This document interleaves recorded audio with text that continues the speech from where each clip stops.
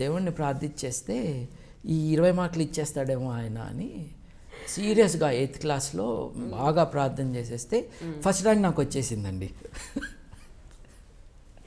మీరు చదవకుండా అట్లా చిన్నపిల్లలుగా ఉన్నప్పుడు ఇప్పుడు అనిపించలేదు నెవర్ దేవుడు లేడు అని అనుకుంటే కొన్ని వందల వేల సంవత్సరాల క్రితమే అష్టోత్తరాలు, సహస్రాలు, ఖడ్గమాలు ఇవన్నీ పుట్టాయి.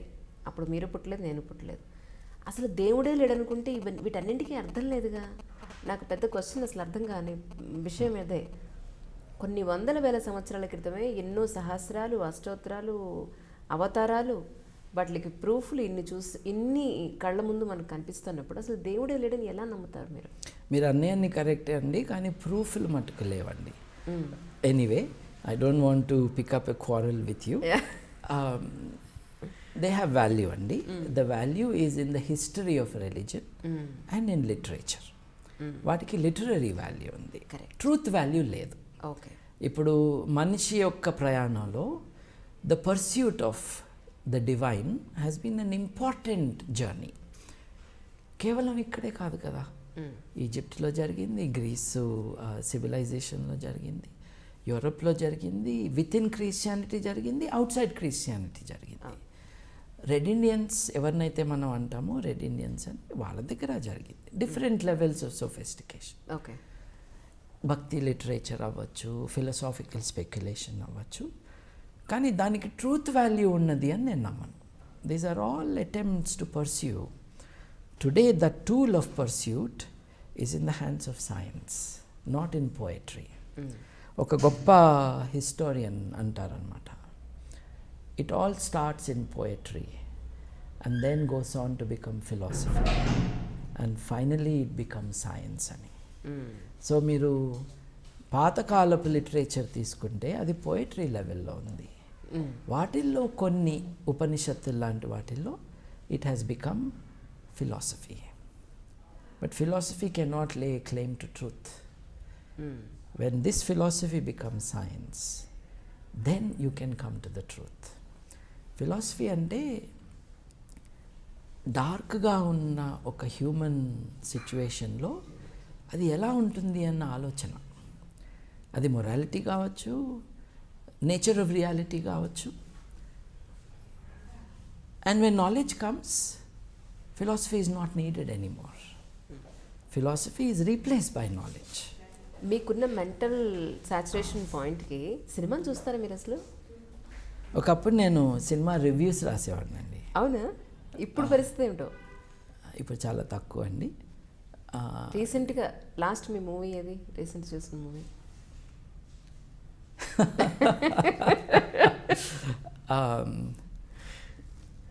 మా బాబును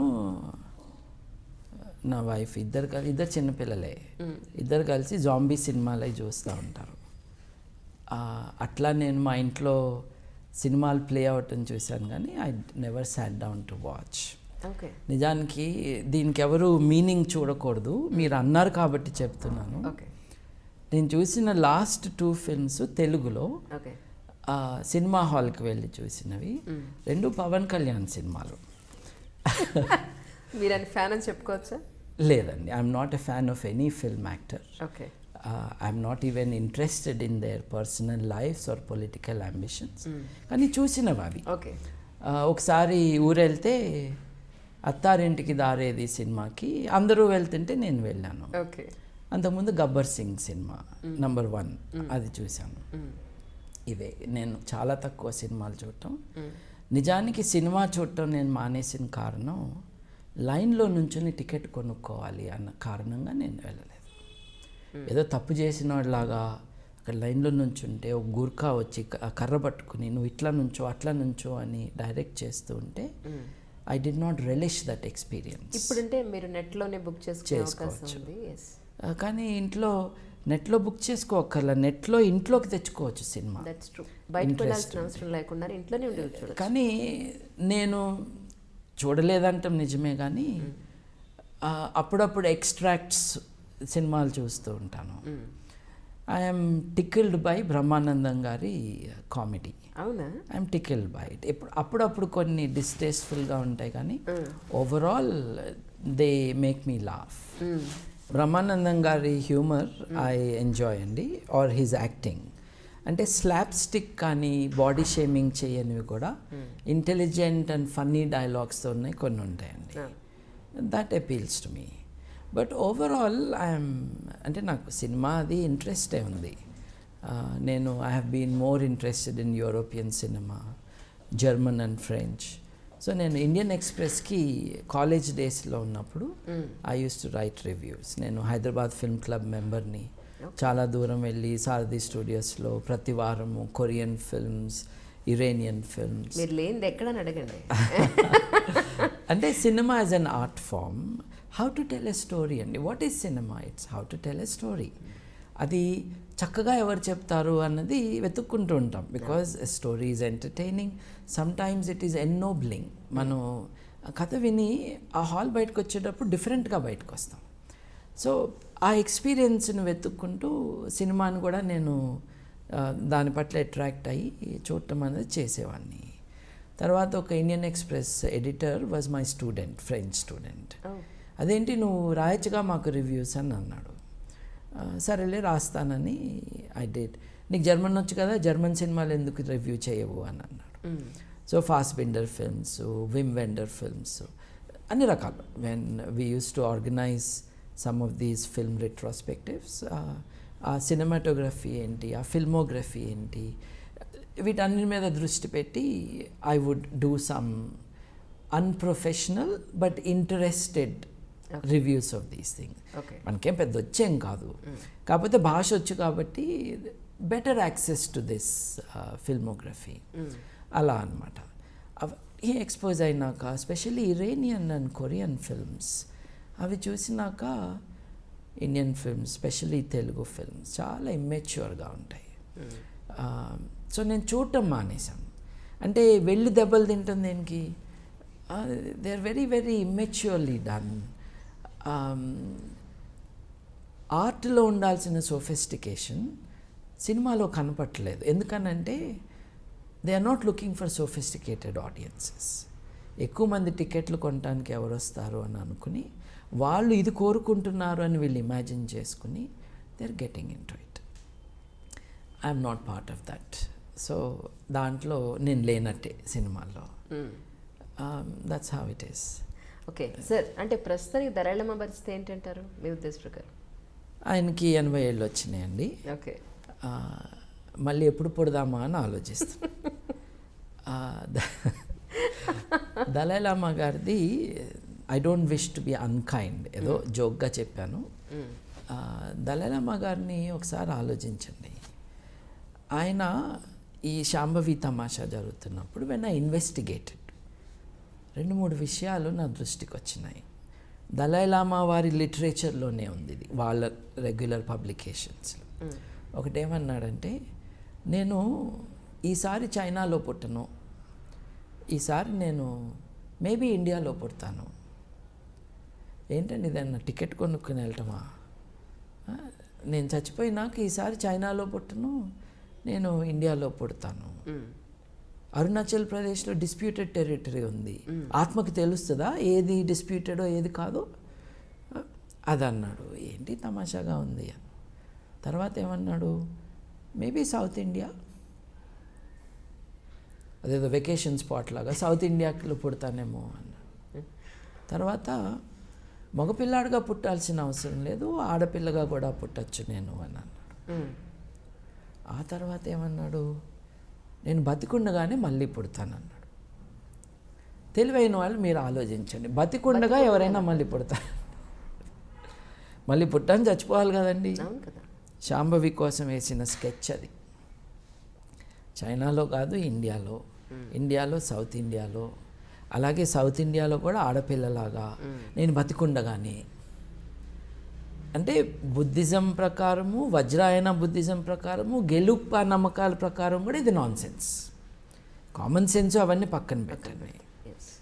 so I had to expose him. ఇది లాజికలీ నేను తెలుసుకుంది. ఇన్వెస్టిగేట్ చేయాలి కదా. I'm not an expert in Dalai Lama, తెలుసుకున్నాను ఈ విషయాలు. అప్పుడు నాకు గార్డియన్ న్యూస్ పేపర్లో ఒక ఆర్టికల్ వచ్చింది. ఒక కుర్రాడు 18 ఏళ్ళు 16 ఏళ్ళు 18 ఏళ్ళు ఆ ఏజ్లో ఒక కుర్రాడు ఆర్టికల్ రాశాడు. Mama why should I be a lama అని. అంటే దలై లామా, ఇది లామాస్ అన్నది ఒక స్పిరిచువల్ రిలీజియస్ సెక్ట్ కదా. They are the leaders. Sect అంటాం కంటే దే ఆర్ లీడర్స్. నేను లామాగా ఎందుకు ఉండాలి అని స్పెయిన్లో ఉన్న ఒక యువకుడు వాళ్ళ అమ్మని అడుగుతున్నాడు. స్టోరీ ఏంటంటే 14 రోజుల వయస్సులో దలై లామా దగ్గరికి బుద్ధిస్టులుగా మారిన వైట్ స్పానిష్ పీపుల్ ఆయన దగ్గరికి ఈ బిడ్డను తీసుకెళ్తే ఐ కెన్ రికగ్నైజ్ చచ్చిపోయిన ఆ ఫలానా లామా ఈ అబ్బాయే అని ఈ 14 నెలల పసికందుని 14 రోజుల పసికందుని దిస్ ఇస్ ద స్పిరిచువల్ లామా అంటే ఇచ్చేశారు ఆయనకి.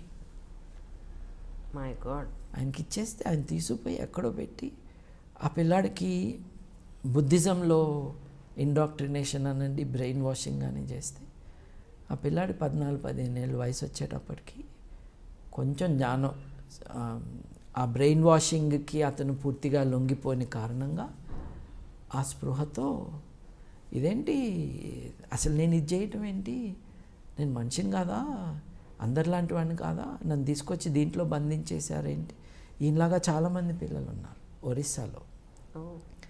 సో ఒక ఫార్మ్ పెట్టారనమాట, కోళ్ళ ఫార్మ్ లాంటిది, ఫార్మ్ ఆఫ్ లామాస్. చిన్న చిన్న పిల్లల్ని తీసుకుపోయి అక్కడ పెట్టి వేరే వాళ్ళతో సంబంధం లేకుండా ఆత్మలు ఉంటాయని, టెలిపతి ఉంటుందని ఇట్లా కోచ్ చేస్తున్నారు పిల్లల్ని. బ్రెయిన్ వాషింగ్ అంటారు దీన్ని. ఈ పిల్లాడు దాని నుంచి బయటకు వచ్చి నాకు ఆడపిల్లలంటే ఇష్టము, నాకు ఫుట్బాల్ అంటే ఇష్టము, డిస్కో డాన్స్ అంటే ఇష్టము, why should I be a లామా మమ్మ అని తన తల్లికి లెటర్ రాశాడు. It is a victim who has realized his rights and his desires. He realized his personality. So Shambhavi మొదటి కేసు కాదని నాకు అప్పుడు అర్థమైంది. తర్వాత ఈ పిల్లాడు కూడా ఒక్కడే కాదు, అతను ఓజెల్ తోరెస్, లామా ఓజెల్ తోరెస్. లామా ఓజెల్ తోరెస్ ఒక్కడే కాదు, ఇంకా ఎక్కువ మంది ఉన్నారు ఇంతని చుట్టూ అన్నది కూడా అర్థమైంది. సో నేను హ్యూమన్ రైట్స్ కమిషన్కి ఇచ్చిన పిటిషన్లో ఈ విషయాలన్నీ రాసి దలై లామా ఇంకెవరి గురించి, ఇంకా ఎవరిని దీంట్లో ఇన్వాల్వ్ చేశాడు, ఆ పిల్లల ఫార్మ్ ఎక్కడుంది, ఈ లామా ఫార్మ్ అన్నది కనుక్కోమని అడిగాను. ఓకే. దాని మీద చర్యలు తీసుకోలేదు సుభాషణ్ రెడ్డి గారు. కానీ నాకు ఒక సీనియర్ పోలీస్ ఆఫీసర్ గారు ఫోన్ చేసి, దలై లామా కనుక నంద్యాల వస్తే మీరు చెప్పినవన్నీ కూడా హ్యూమన్ రైట్స్ వైలేషన్సే కాబట్టి మీరు కేసు పెట్టండి, నేను కేసు రిజిస్టర్ చేస్తాను అని వెరీ సీనియర్ ఐపీఎస్ ఆఫీసర్ నా నంబర్ తీసుకుని ఆయన, my number is not publicly available, but of course if you want to find it you will. ఆయన ఫోన్ చేసి నాకు అష్యూరెన్స్ ఇచ్చారు. ఆయనే కాదండి, హండ్రెడ్స్ ఆఫ్ పీపుల్ ఈ 1.5-2 ఏళ్లలో పబ్లిక్ ఎడ్యుకేషన్ ఏదైతే చేస్తున్నానో, my question was very simple. Shambhavi బడిలోనా గుడిలోనా? ఇంకొకళ్ళ బిడ్డ గురించి మీరు అనుకుంటున్నారు, మీ బిడ్డల గురించి ఆలోచించండి. మీరు బడికి పంపిస్తారా, లేకపోతే పునర్జన్మ అని నమ్ముతున్నది నా బిడ్డ అని మీరు హాస్పిటల్కి తీసుకెళ్లకుండా గుడిలో కూర్చోబెడతారా అని. అది ఒక్కడనే చేశానా అంటే ఒక రకంగా ఒక్కడనేనండి. అప్పట్లో నంద్యాలకు వెళ్ళటం, నంద్యాలకి నేను వెళ్తున్నాను అని నా క్లోజ్ కొలీగ్స్ 2 ఆర్గనైజేషన్స్కి నేను ఫోన్ చేసి చెప్పాను. ఎందుకు చెప్పాల్సి వచ్చింది అని అంటే, నేను చాలాసార్లు నా మిత్రులతో ఇది మనం టేకప్ చేయాలండి, ఒక చిన్న పాపని ఇట్లా చేయటం మనం వి కాంట్ యాక్సెప్ట్ అంటే అవునవును అన్నారు. కానీ అందరూ ఎవరి ఉద్యోగంలో వాళ్ళు, నేను నాకులాగానే వ్యాపారంలో లైవ్లీహుడ్ వాళ్ళు చూసుకుంటారు కదా. అవును, నేను కూడా డబ్బులు సంపాదించాలి, కుటుంబాన్ని పోషించుకోవాలి, నా వ్యాపారం నేను చూసుకోవాలి కదా. But I thought that was fundamentally important, it's vital. అన్ని కేసులు ఇంత వైటల్ కాదు. ఇక్కడ ఒక నోబెల్ లారెట్ ఉన్నాడు, ఇక్కడ చైనా ఇండియా రిలేషన్స్ ఉన్నాయి, ఇక్కడ టిబెట్ మ్యాటర్ వచ్చింది, ఇక్కడ పునర్జన్మ ఉంది, ఆత్మలు ఉన్నాయి, డిసెప్షన్ ఉంది, ల్యాండ్ మాఫియా ఉంది, చాలా పెద్దవాళ్ళు కలిసి పాపని ఎక్స్ప్లాయిట్ చేస్తున్నారు, అన్ని టీవీలు దీంట్లో కుమ్మక్కై ఉన్నాయి. So this combination of things I said దీన్ని మనం ఛేదించాలి. That was the intention. So నా మిత్రులిద్దరికీ నేను ఫోన్ చేసి చెప్పాను, మీరు ఎవరు రావట్లేదు, రేపు నేను ఒక్కడిని వెళ్తున్నాను, మా డ్రైవర్ని తీసుకుని ఐఎమ్ గోయింగ్. ఒక గంట లోపల మిత్రులు ఇద్దరు ఫోన్ చేశారు, నువ్వు ఒక్కడివే వెళ్తే డేంజర్ అని మేము అనుకుంటున్నాం, నీ తరపున నీతో ఉండటానికి. అసలు ఎవరండి ఈ రోజుల్లో వేరే మనిషి కోసం ఆలోచించే వాళ్ళు ఎవరు ఈ రోజుల్లో చెప్పండి? వాళ్ళు నా గురించి ఆలోచించారు, నేను ఆ పాప గురించి ఆలోచించాను. మదివాడ రామబ్రహ్మం గారు, అట్లాగే కేవీఆర్ గారు. కేవీఆర్ గారు చాలా గట్టిగా ఉంటాడు, ఆయన 10 మందిని ఒక్క దెబ్బతో లేపేయగలడు. ఆయన వచ్చారు. రామబ్రహ్మం గారు కూడా మారల్ సపోర్ట్కి నాతో వచ్చారు. కర్నూల్లో మధుసూదన్ అడ్వకేట్ గారు, వాళ్ళు మాతో చేయగలిపారు. నంద్యాలకు వెళ్ళాము. పాపని గవర్నమెంట్ అపాయింటెడ్ కమిషన్ ద్వారా పాపకి నిజంగా శక్తులు ఉన్నాయా అని తెలుసుకోవాలి. చక్కగా ఆడుకుంటున్న పాపని తీసుకెళ్ళి ఒక గవర్నమెంట్ ఆఫీసర్ ముందు కూర్చోబెట్టారు. నీ పేరేంటమ్మా అన్న దానికి ఆన్సర్ తప్పిస్తే మిగతా ఏమీ ఆమె చెప్పలేదు. కొంచెం జంకు, అందరూ జనం చుట్టూ. The child was shown to have ordinary everyday capacities of every other 6-year-old child. ఈ పాపకి ఎటువంటి అతీత శక్తులు లేవు అని అప్పుడు గవర్నమెంట్ అపాయింట్ చేసిన కమిషన్ చెప్పింది. అదంతా అయిందనమాట. తర్వాత జస్టిస్ సుభాషన్ రెడ్డి గారు, it's an extraordinary order, I'm proud that the order takes my arguments and my language in my arguments. ఒక పాపకి, ఒక బిడ్డకి అతీత శక్తులు ఉన్నాయని మీరు చెప్పటం ఆ బిడ్డ యొక్క మానవ హక్కుల ఉల్లంఘన అని ఆయన ఇచ్చారు. Attribution, this is my argument, this is my language, నా పిటిషన్లో ఉన్నది అది. Attribution of non existent powers to a child will keep the child from progressing as a normal human being. ఆ చైల్డ్ బ్రెయిన్ వాషింగ్ అయిపోయింది, వాస్తవంతో సంబంధం లేదు. ఆ పాపని మీరు కాపాడాలి, సైకలాజికల్గా రీహాబిలిటేట్ చేయాలి. ఆ పాపకి psychiatric and clinical psychologist help కావాలి. నేను కళ్ళు మూసుకుని ఆలోచిస్తే ఎవరికో ఫోన్ రింగ్ అవుతుంది అని అనుకోకూడదు మెదడులో. That is what telepathy is, right? Back to reality తీసుకురావాలి. ఇది నేను అడిగినవన్నీ చెప్పలేదు, కానీ నేను చెప్పిన వాటిల్లో పవర్ఫుల్ పాయింట్స్ని సుభాషన్ రెడ్డి గారు for the first time in the world's jurisprudence he affirmed that the child's rights are more important than religious beliefs when they have no connection with the reality. Government commission వేసింది కదా, government commission తేల్చింది కదా. నేను హైకోర్టుకి కూడా వెళ్దాము అని అన్నాను. హైకోర్టుకి వెళ్తానంటే భయం వేసి శాంభవి పక్కనున్న ఆవిడే నేనే ఆమె తల్లిని అని చెప్పి దొంగలు దొరికేశారు. ఇట్లా దొంగలను పట్టుకున్నాం. తర్వాత మేము బ్రాహ్మణుల పిల్ల కాబట్టి అందరితో కలిసి తిరగటానికి వీల్లేదు మా పాప అని అన్నారు. దాన్ని కూడా ఆన్సర్ చేయాలి. అంటే నేను ఎవరిని ముట్టుకోను అంటే అర్థం నువ్వు నన్ను ముట్టుకోవద్దు అని అర్థం. అంటే అది అస్పృశ్యత. కులం ఇలా కూడా వచ్చింది, దానికి ఆన్సర్ ఇవ్వాలి. సౌమ్యాచారి అనే అతను biological father and husband of the second wife this lady. అప్పుడు ప్రోబ్ చేశాము. చేస్తే తల్లి కమ్మకులంలో పుట్టింది, తండ్రి బ్రాహ్మణుడు. నేను అరెస్ట్ చేయిస్తాను అన్నాను. అస్పృశ్యత కారణంగా నీ పైన ఇవ్వాలనే వారెంట్ తెప్పిస్తాను అన్నాను. వాడు ఉడాయించి వెళ్ళిపోయాడు. రాత్రికి రాత్రి టీవీ స్టూడియో నుంచే వెళ్ళిపోయాడు వాడు. బనారస్ పారిపోయాడు వాడు. అక్కడితో ఈశ్వర సమసిపోయింది. Yes, that is how Shambhavi was saved. మధ్యలో ఓ సంవత్సరం అయినాకో ఎప్పుడో తమాషా ట్రై చేశారు.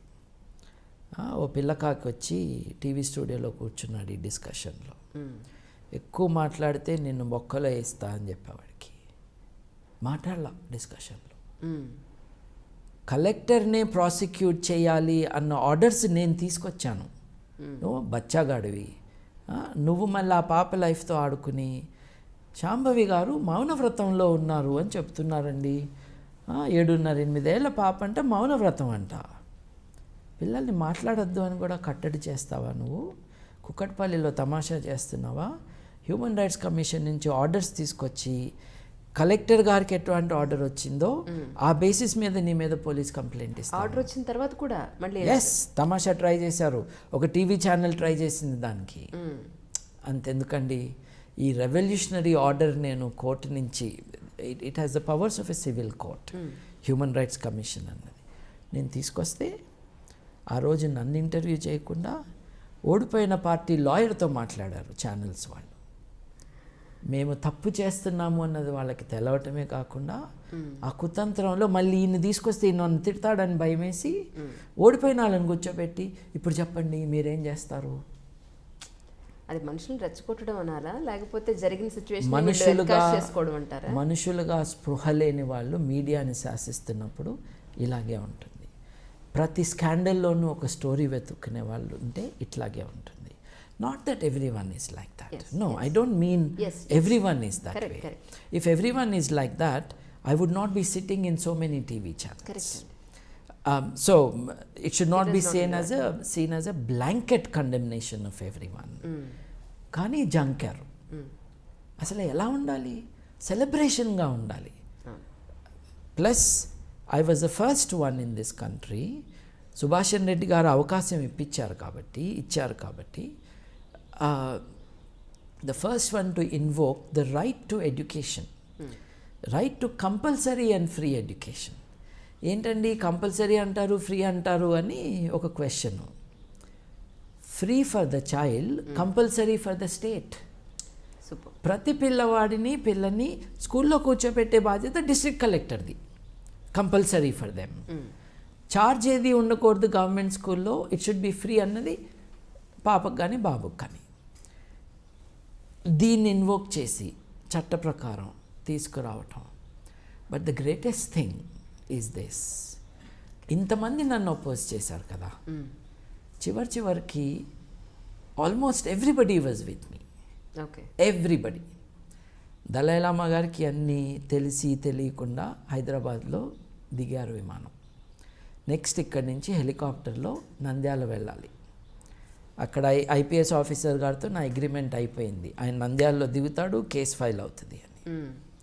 ఇది నేను ఇంతకుముందు ఎవరికి రివీల్ చేయలేదు.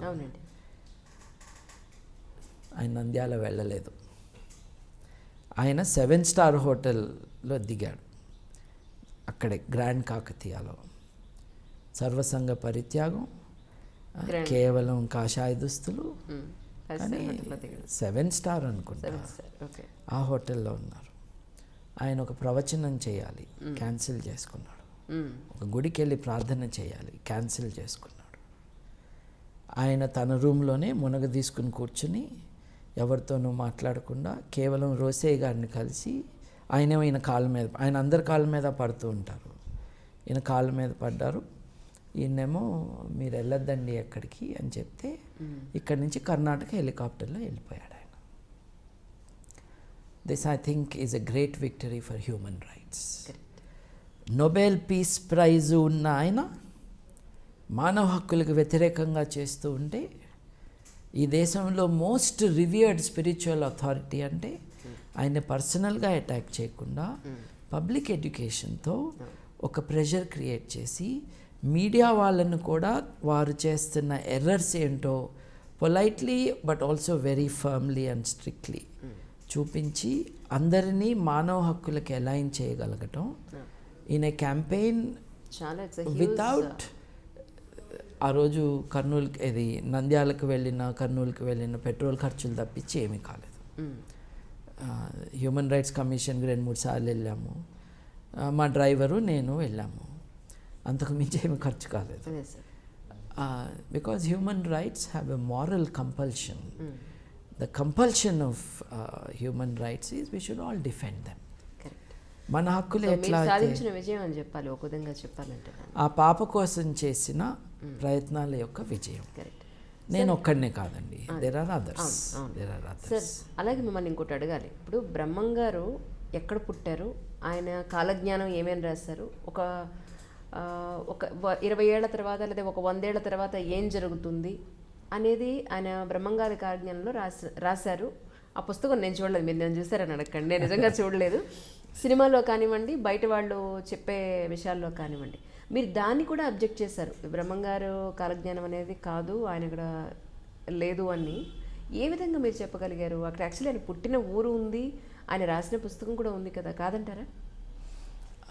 అంటే I have to relate a few answers. మీరు ఇంతకు ముందు కూడా గ్రహణాల గురించి ముందే చెప్పగలరు కదా అని అన్నారు. We will address all of them. Please. బ్రహ్మంగారి కంటే ముందు పుట్టిన ఆయన పేరు నోస్ట్రడామస్. ఆయన సైన్స్లోకి వెళ్ళారు? లేదు, నోస్ట్రడామస్ సైన్స్ ఏమీ లేదు. నోస్ట్రడామస్ అనే ఆయన ఫ్రాన్స్లో పుట్టిన ఒక astrologer who was also a physician, అప్పటి డాక్టర్. Okay okay. నోస్ట్రడామస్ ఇచ్చిన ప్రెడిక్షన్సే అన్నీ నిజమైనాయి. ఆయన హిట్లర్ రాకను కూడా ముందే చెప్పాడు, ప్రపంచ యుద్ధాన్ని కూడా చెప్పేశాడు ఆయన. మీరు నమ్మారా ఆ విషయాన్ని? అదే చెప్తున్నాను. ఎలా సాధ్యం అవుతుంది, ఎప్పుడు ఏది జరుగుతుంది అని ఇన్వెస్టిగేట్ చేశారు. నేను చేయలేదు, ఆల్రెడీ చేసిన వాళ్ళు ఉన్నారు. దాంట్లో తేలింది ఏమిటి అని అంటే, నోస్ట్రడామస్ ఒక ఇంటాలరెంట్ సొసైటీలో ఉన్నప్పుడు తను రాసింది ఎవరైనా క్లియర్గా అర్థం చేసుకుంటే చంపేస్తారని అప్పుడు చర్చ్ ప్రతి ఒక్కరిని చంపేస్తూ ఉండేది.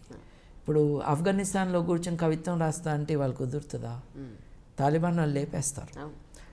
అట్లాంటి టెరిబుల్ కండిషన్స్ ఫ్రాన్స్లో ఉండేవి. క్యాథలిక్ ప్రొటెస్టెంట్ ఐడెంటిటీస్తో ఇబ్బంది.